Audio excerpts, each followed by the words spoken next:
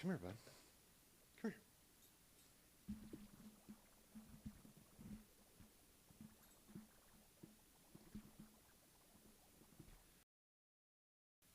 Have you ever felt out of control?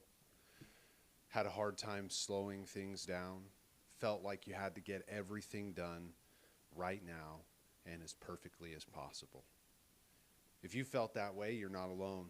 I'm a therapist and I've been practicing for 12 years in the field of psychology, and I've felt that way a lot in my life. And I'll never forget when somebody wise came into my life and they shared with me the slogan, easy does it.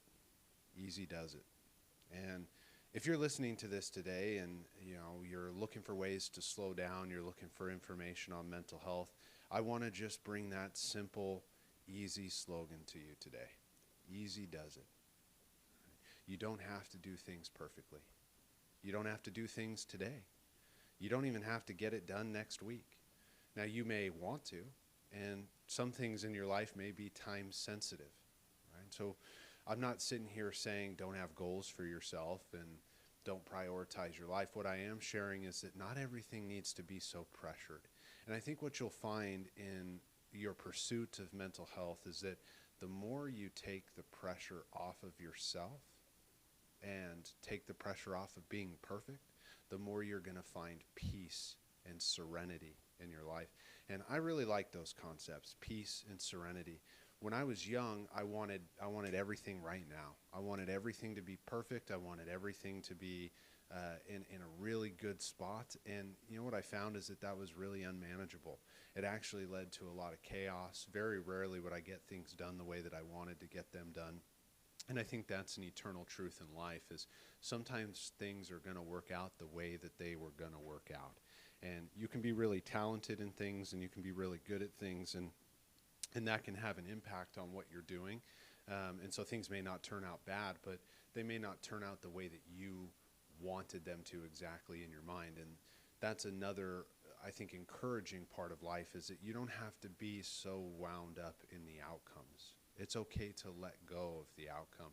And when I talk with clients, that's the predominant conversation. When I see someone make a shift from a chaotic place in their life or a place of distress and discomfort, that they're letting go of the outcomes. And we talk a lot in my clinical practice about easy does it. Easy does it. Hey, if today you just need to take things slow, if today you need a bit of a break, that's okay. Because the things that you need to get done will be there tomorrow.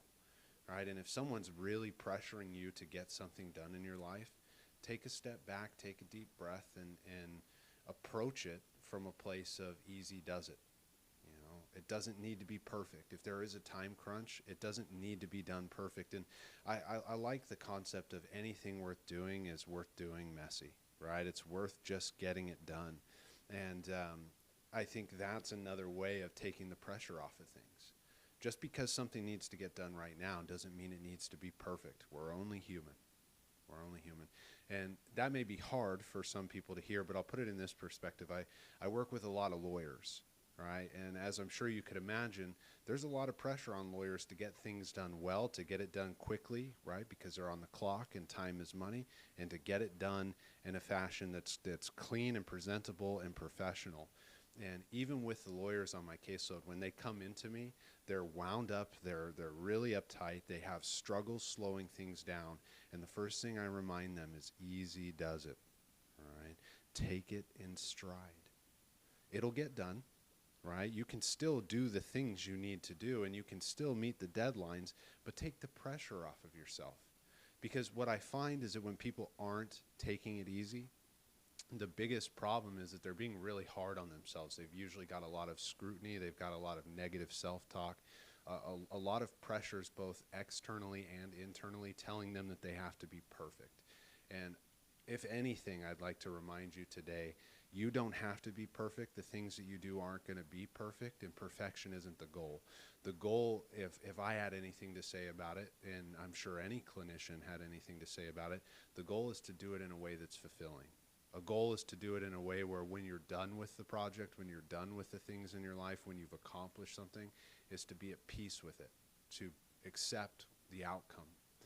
And I've found in my clinical practice and in the years of practicing is easy does it is a really wonderful way to enjoy your life. It's a really wonderful way to slow things down and be an active participant in your life.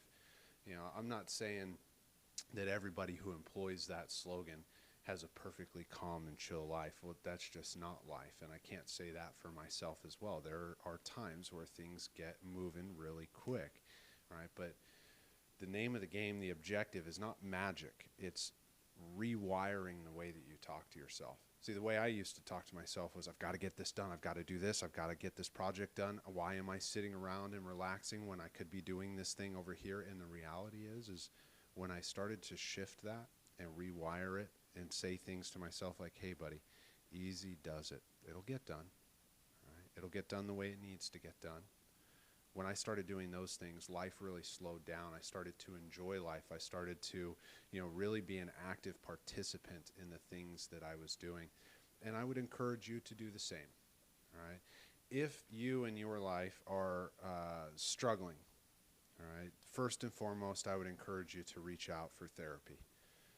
If you're struggling with substance use and you have an unmanageable problem, and you're listening to this and you've listened this far, I want to thank you, and I would encourage you to find a 12-step meeting in your area. They're on every corner, whether it's Alcoholics Anonymous, Narcotics Anonymous. I would encourage you to find a 12-step program. If you're a friend or a family member of someone who's struggling with addiction, I would encourage you to reach out to the program of Al-Anon and find a meeting in your area. These recommendations that I've made are free in the way of 12-step recovery programs.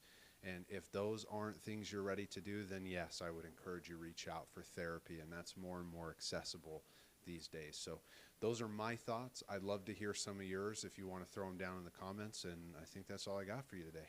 We'll see you in the next one. Bye.